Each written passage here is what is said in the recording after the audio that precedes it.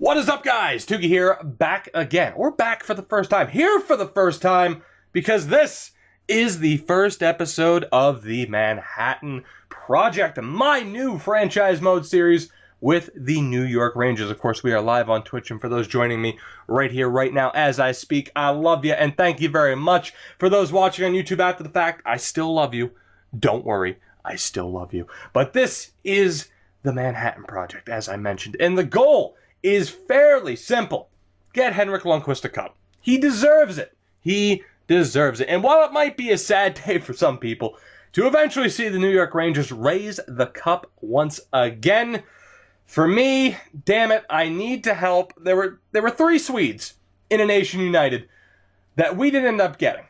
The Sedins and Henrik Lundqvist. So damn it, we at least need to see if all Swedes are jinxed, or maybe we ended up taking the wrong players, and this handsome bastard can lead us to a cup. That is the goal.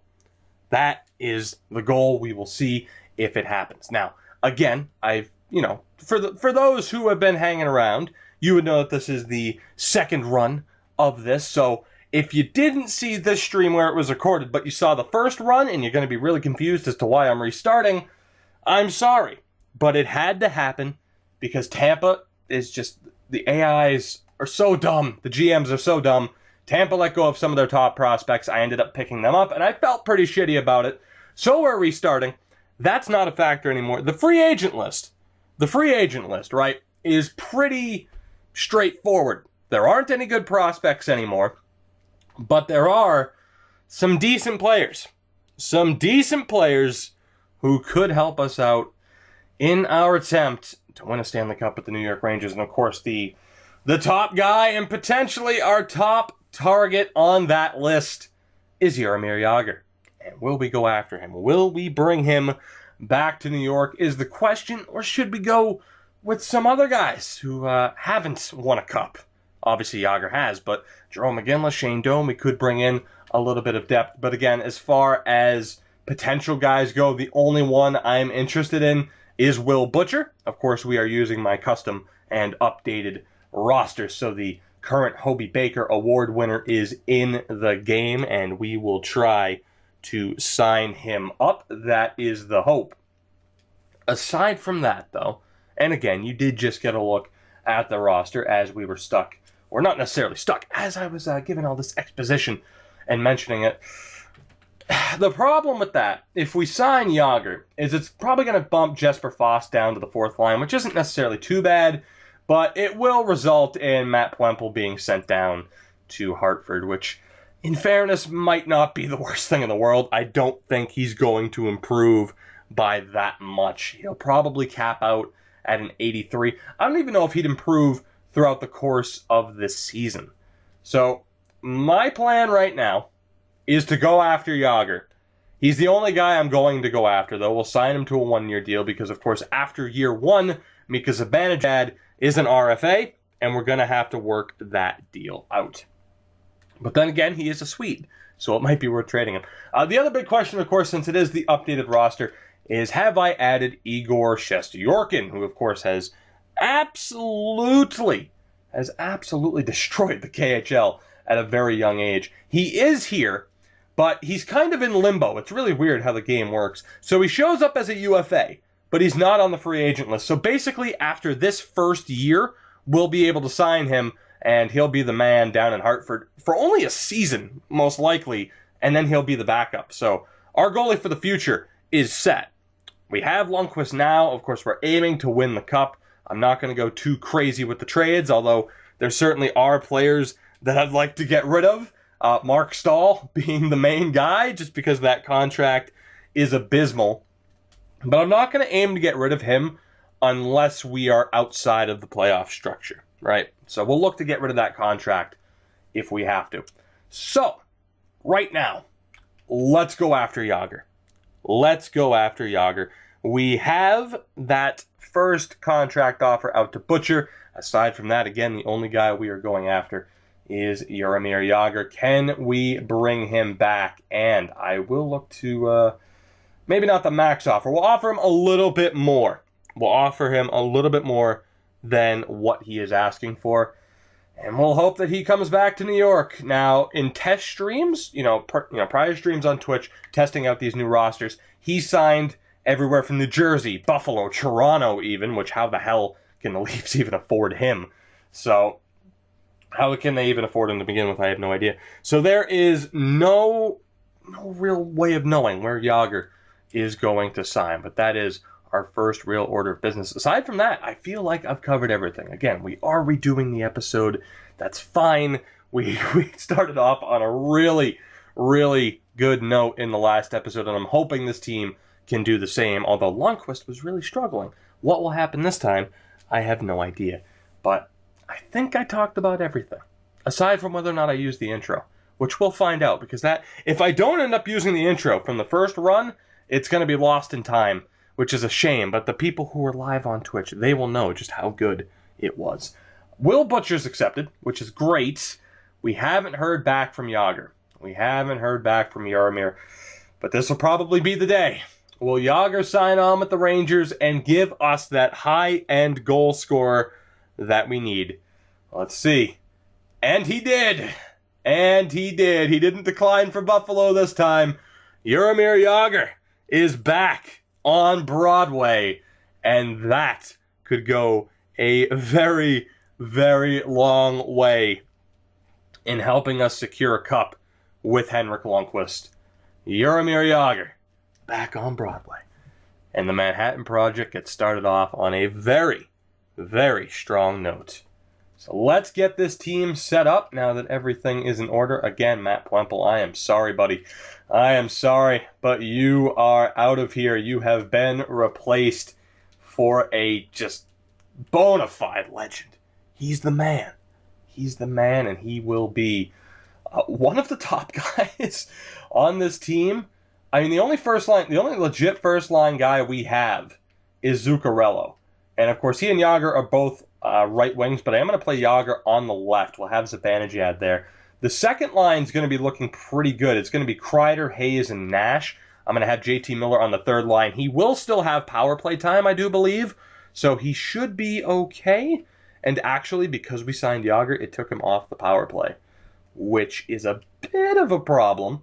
Does he have PK time at least? He does. So we'll see if we can keep JT Miller happy on that third line. We're going to go... God, this is tough. This is tough. Vesey or Pavel Buchnevich? Pavel, who do we have on that third line is the question. Who do we have? Again, Jesper Fast is going to be down. I might just go with Buchnevich, and then we'll have Vesey on the fourth line, which I have to do it. I have to do it, because I'm not going to drop Grabner down to the fourth line. So, Jimmy Vesey, I am sorry, buddy. I am sorry. But you're going to be on the fourth line with Desharnais and Jesper Fast. But this team, especially with the addition of Jágr, is looking pretty damn good right about now. Of course, we have McDonough and Shattenkirk. Some people might be like, what are with some of these ratings? Just have a little faith in me that these ratings are a bit more than accurate. I'm all right with them. That's all that matters. If you disagree, change them yourself. But we do have Brady Shea and Brendan Smith, Mark Stahl with Nick Holden. And down in the NHL, all we have to do is go best lines. Matt Puempel, again, I am sorry, buddy. You are at least our first call-up. Of course, on defense, it's looking okay. Anthony D'Angelo is still there, and Alexei Beregalazov, who just signed over from the KHL, is also here and has that half-decent potential. So we're looking good. As far as the cup run goes, we are looking good. We get to the trade deadline. If we're in a winning spot, we will add to this team. Although, who knows what that means at this point, because the top six is pretty much locked in, I would say, at this point. But like I said,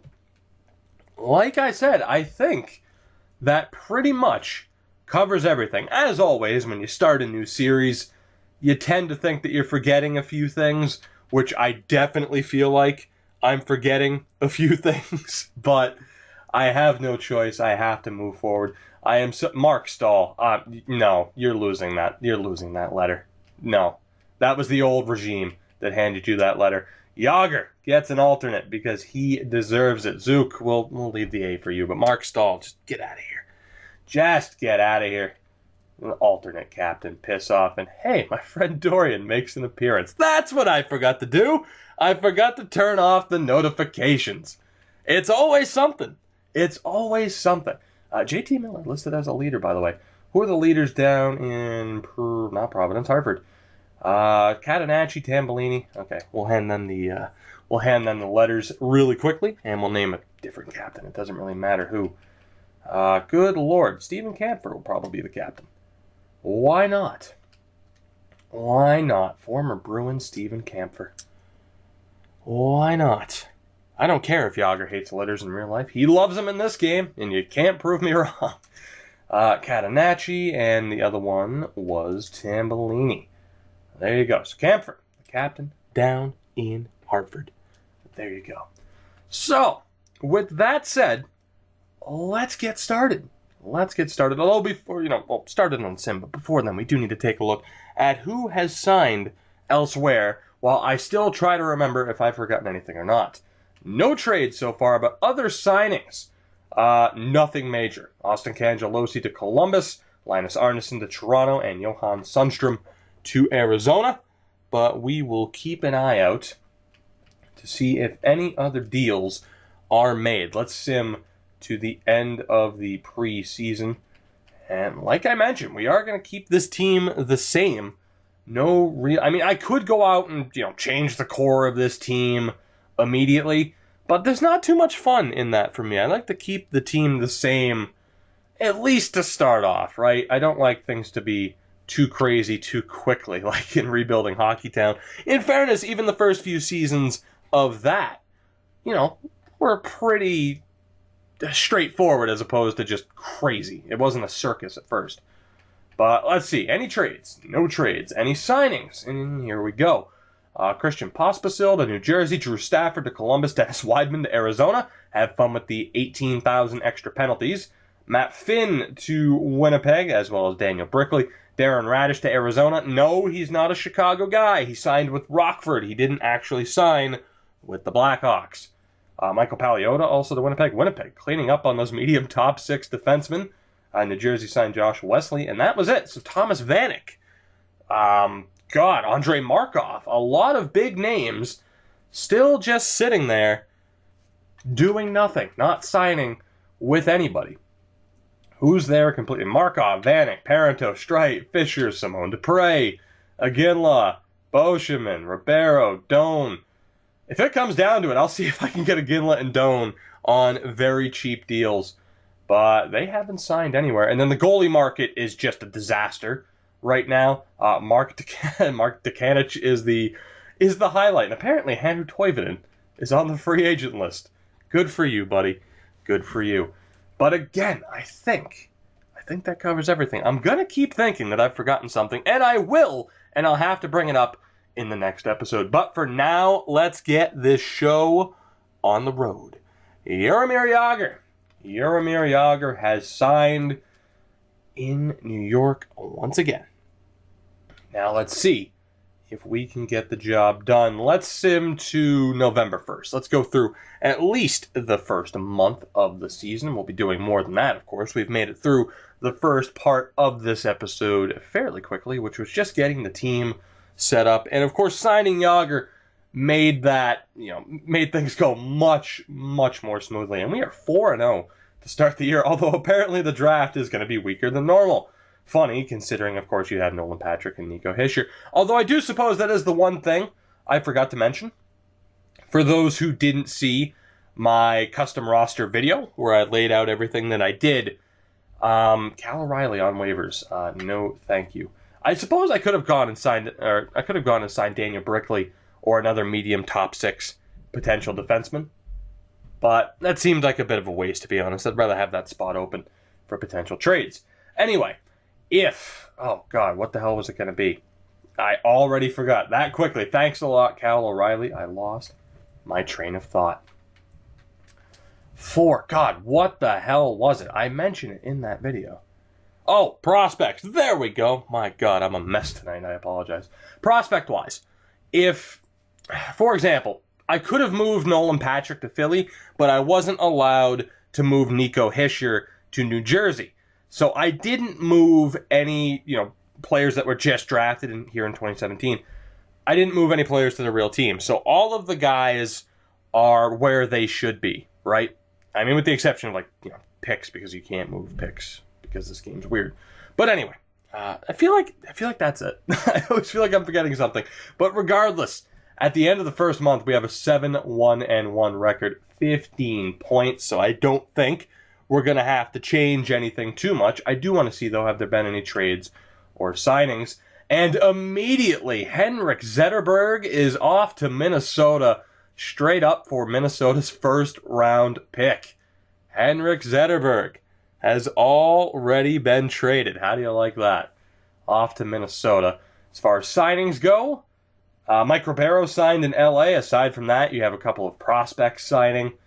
No other major moves, though. Dylan Blugis to Pittsburgh. That's it. So Mike Ribeiro off to LA. Henrik Zetterberg traded to Minnesota. And really quickly, let's look at the team, shall we? Let's look at the team here. You know what? We'll go and do it this way. Although Zuccarello, 11 points in 9 games, looking pretty damn good. But let's take a look. Mainly, I have to look at JT Miller's morale. Jágr, 8 points in 9 games. Not too shabby for the veteran. Although he doesn't get along with Buchnevich, Smith, or Kreider. So that could be a bit of a problem. Because Zibanejad, only 5 points on the top line.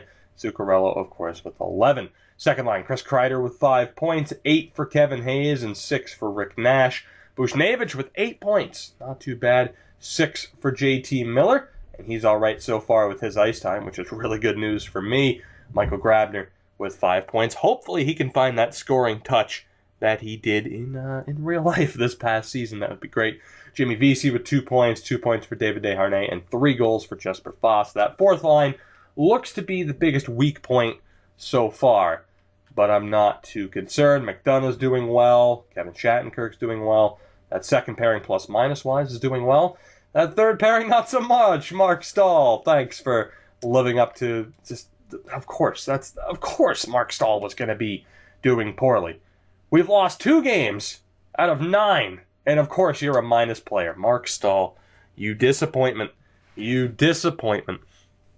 But you know what? Again, we're going to keep it. We're going to keep it. We are winning in spite of Mark Stahl. He will stick around on this team. Let's move forward. Let's send to November 14th. That way, again, we can double-check the free agent list and to see if any trades go down. I like to keep these early seasons moving somewhat slowly so we can keep track of those early moves. That way we don't miss out on anything major. And here comes the losing streak. It ends after 2 games. You can even call it a streak if you've lost back-to-back games. But I do like to keep track to see of what the AI does with the custom rosters intact, with those updated rosters intact. But if there's something I didn't mention about the updated rosters, like I said, I do have a video up on my YouTube channel where I showcase everything, and I mention, pretty much everything you need to know within that video itself. But at November 14th, halfway through the month of November, we are still in first place, an 11-4-1 record, 23 points on the year through 16 games. Still way, way too early to tell what we are going to be able to do this season. But any other trades aside from Zetterberg? Just that so far. As far as other signings, P.A. Parento to Carolina, and then just a couple more prospect signings. But P.A. Parento off to Carolina, a good pickup for them. That'd be a really good pickup for them in real life, too. He is still a serviceable player, to say the least. Louis Eriksson with a 6-point game. Right. Well, I don't think you're going to be seeing that happen, but you never know. You never know. Let's keep going, man. Let's keep going. It's still way too early to stop. We can keep this momentum going. Hopefully, of course, our rotate goalies is on, so we should be seeing plenty of games for Andrei Pavelec, which is a scary thought. Although, considering the record, maybe he'll do better than we think he will. Who's to say? Who's to say? But 13-6-1, the record's kind of evening itself out a little bit through the month of November. But overall, I'm still happy with where we are. It's looking good. Let's see if we can keep it up. I still feel like I'm forgetting something, but that's okay. I still feel like I'm forgetting something, though.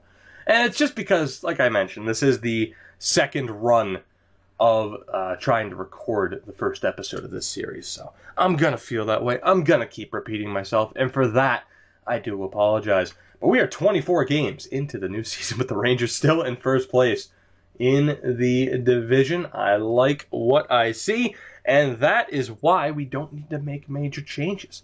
We're the Rangers. We're good to go. No trades. As far as signings, again, just some minor league players. So no major moves going down. Thomas Vanek still on the free agent list. Andrei Markov as well. So, although apparently the Coyotes have sent an offer to Markov, according to quote-unquote hockey analyst. So good for him. How nice would it be for them to get the rights to, I don't know, maybe Bob McKenzie? That would be great. Why not? Somebody add a little bit more realism, although I'm sure spending money to get the rights to use Bob McKenzie within the game is probably not worth it. I'm just saying. Let's take a look at the team. How are things going? I mean, obviously we're still winning, but as far as player performance, Jaromir Jagr with 20 points, not too shabby. Mika Zibanejad with 20 points as well, and Matt Zuccarello, the setup man of setup mans. What a guy. What a guy. Second line, we have Chris Kreider with 10 points.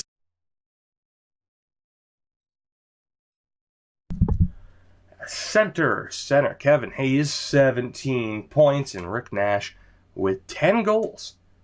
10 goals on the season. Not too shabby. I was a little bit nervous about keeping Rick Nash, but I'm liking what I see so far. Third line, Pavel, still a depth forward. We need to get that. We need to get that player roll up there. But 12 points. He's doing well. He is doing well. JT Miller with 9 points and Grabner with 10. Still no goal scoring. The fuck? And then Jimmy Vesey's doing all right. David Desharnais is doing all right. We're still winning, though. That's the point. We are still winning. It's all good. Ryan McDonald went up to an 81. 91. I can't read. Anyway, I don't see a reason to stop. Let's go. To Christmas we go. And actually, we'll stop a little bit before that. How about the 16th? Because, again, I want to keep track of the trades. Where's the craziness? Where is the craziness from the AI? That's what I'm wondering. And I know I didn't check the goalie stats yet. I'm going to leave that as the surprise for the end of the episode as to whether or not we're winning despite Henrik Lundqvist doing terribly, which, again, could very well be the case. Goalies are voodoo, as we all know. And in this game, it's no different. We have lost 3 straight games. Hopefully the Devils don't make it 4. That would be miserable.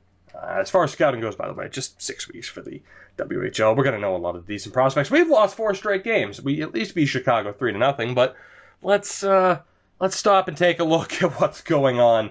We are on 40 points, tied with the Flyers for first place in the division through 31 games. Of course, we still have a long way to go. A very long way to go. Fuck it. Let's take a look. Hank, I'm nervous. I'm nervous to see how you've done so far this season, and he's done really well. A 929 save percentage is more than I could ask for. That is above league average. Pavlik, that's about what I expect out of you. 8 appearances, 4 wins, but a 900 save percentage.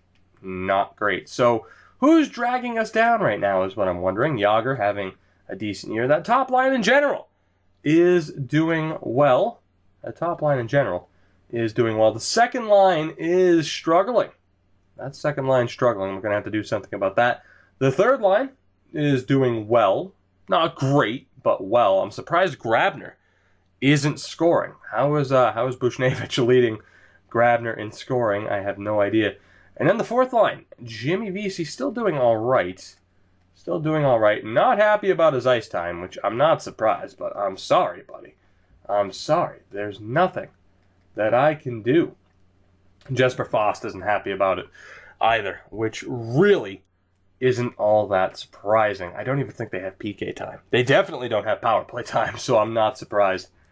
But as far as what we have to change up here, because that second line is struggling, but I don't want to break up the top line because they're doing fairly well, and Zibanejad has improved to an 88 overall. But we do have to make changes.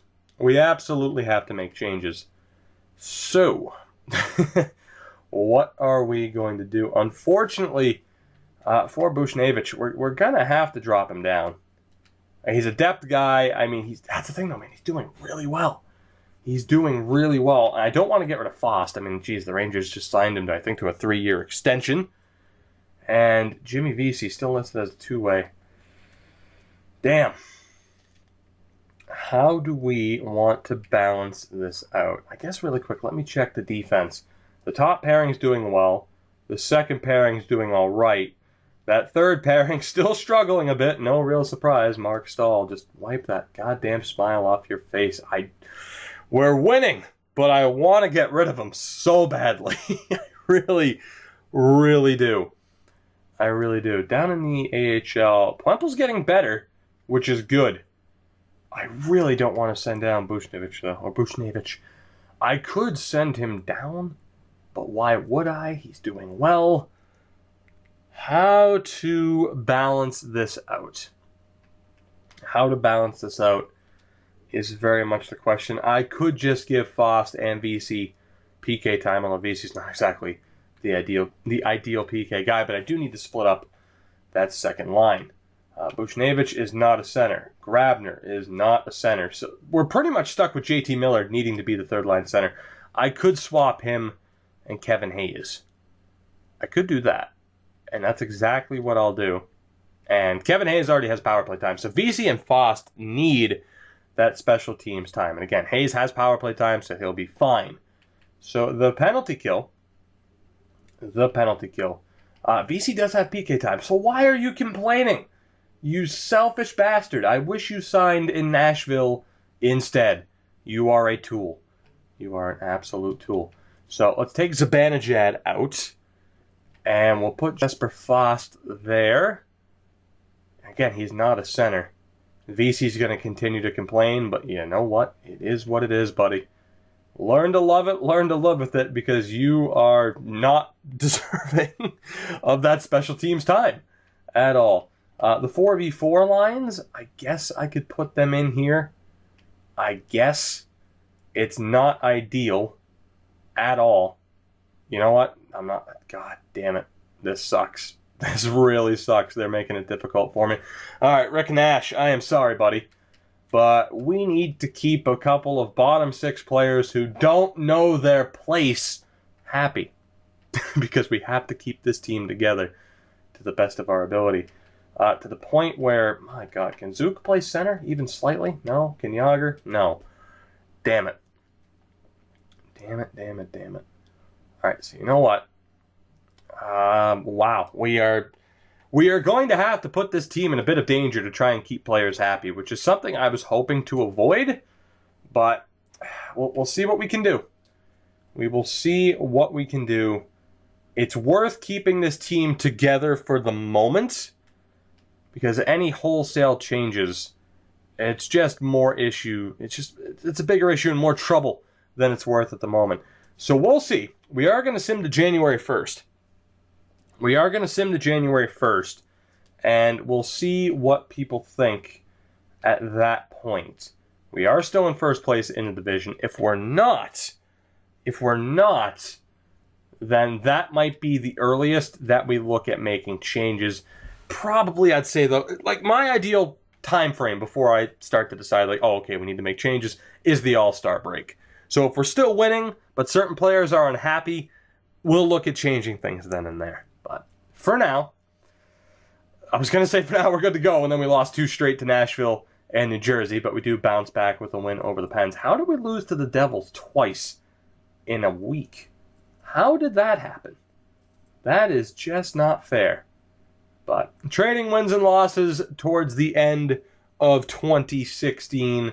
Still 23 wins, maybe 24 depending on how this goes against Colorado. We shall see. 24 wins, please.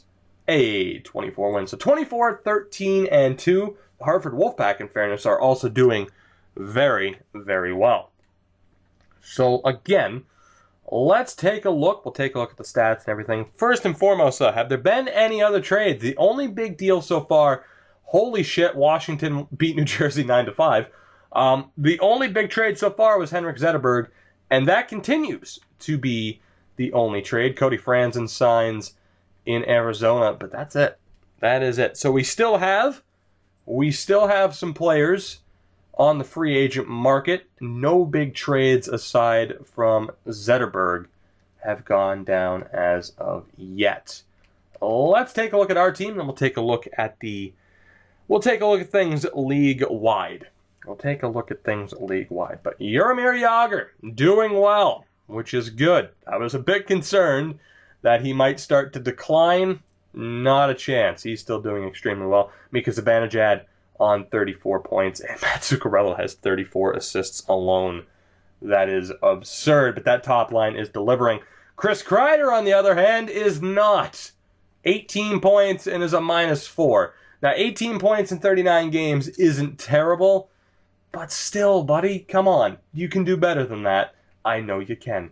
JT Miller, of course, we bumped him up to the second line. He has 18 points. He has a +14, though, so he's doing fairly well. And then Rick Nash with 14 goals isn't awful. Maybe I'm expecting too much out of the second line at this point. Maybe I am.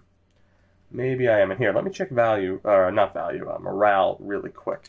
So nobody's complaining there. Third line, Buchnevich, how are you doing? 20 points. Not too bad for a third line guy. Happy about his ice time. Doesn't get along with Jagr. It must be a Russian thing. Maybe. How could you not get along with Jagr? How could you not? There's no national rivalry there. It's Jagr. What's the matter with Russians not getting along with Jagr? What is your problem? It's your fault. It is your fault. But you're the future of this team, so I'll let it slide. Kevin Hayes, still a minus player, but doing all right point total-wise. Not complaining about ice time, so that's good. Grabner not complaining about ice time. He has 18 points this year, so not quite the goal-scoring threat he has been in real life, at least with this past season with the Rangers, but he's still doing all right. The moment of truth, though, comes with the fourth line. Jimmy Vesey, 11 points, he's a -5, is happier about the ice time, so that's good. Desharnais not complaining. 15 points isn't terrible for the fourth line center spot. And then 10 points for Fost. He hasn't complained about ice time since we started simming. So I have a feeling he's at least settling into the role. Again, could changes be made to this team to make us better on paper? Absolutely. But we're still competing for the division title as it is. And as we get closer to the deadline, where teams will actually be willing to give some pieces up, that is when we could look to strike and probably get rid of Mark Stahl. On defense, McDonough and Kevin Shattenkirk are tearing people apart. Smith and Shea, not exactly point producers, but they're doing all right. Nick Holden's at least an even player. Mark Stahl still a -3. The goaltending, Hank has a .934 save percentage. He is certainly not the issue. He is living up to the hype and to the role of being an elite goalie. We'll see if that continues. Andre Pavelec, though. Oh my God! I have a feeling the Rangers front office is going to feel the same way about Pavelec as I do right now. What the hell were you thinking? Signing him. We may just look for a new backup goalie. That has to happen. That's the only way to put it. That is the only way to put it. Down in the AHL, Puempel is tearing it up and is improving. So maybe we'll see him turn into a fourth line guy. And if we go best line, there hasn't really been too much more improvement. Stromwall's getting better and is just ripping that league apart, as he tends to do. Robin Kovacs still doing well himself with 20 points. D'Angelo or Barry Glazov, no improvement from either. Will Butcher is getting better, though, which is a good sign. And the goaltending, still looking pretty good. Actually, Chris Nell is really fucking it up, but that's okay, because they're still doing well. So overall, the team's looking good.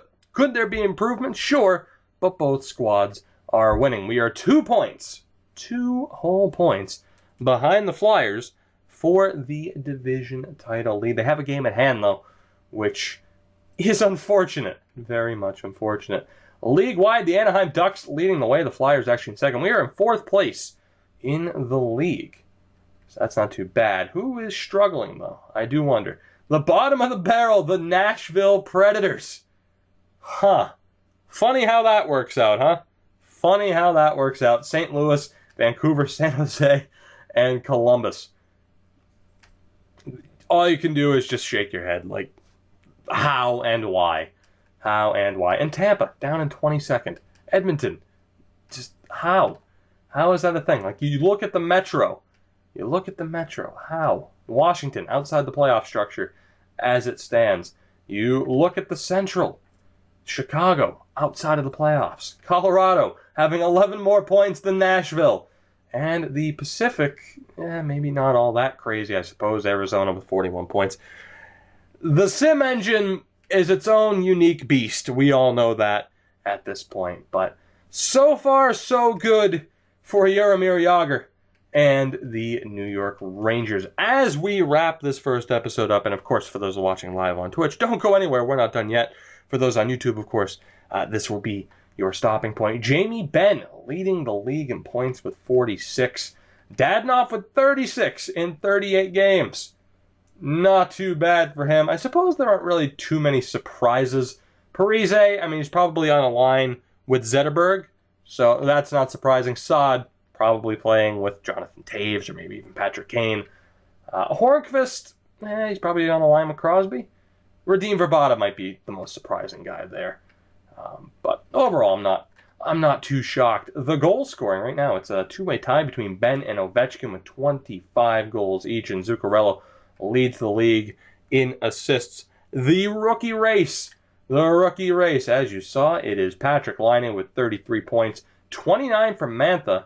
Holy shit, Austin Matthews, way the hell down here. Marner only has 19 points, Nylander with 15. Matthews only has 14 points in 30 games. What is going on in Toronto? Tied with Greg McKegg, Tyler Bertuzzi, and Connor Brown. Voodoo. That's what it is. It is EA Voodoo. There's no other way to sum it up, man. There is no other way to sum up how this works out. But again, guys, that will do it for the first episode of the Manhattan Project. If I forgot to mention anything, I will probably say so, at least on YouTube, down in the comments once this video is already up. But yeah, I feel like I forgot something. But overall, a decent first episode to this series.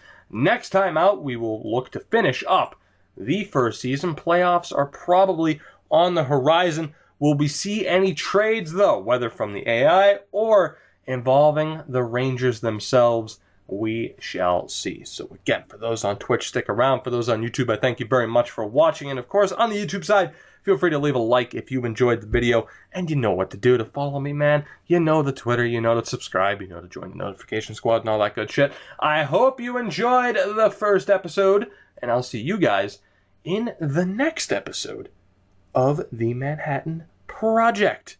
Goodbye.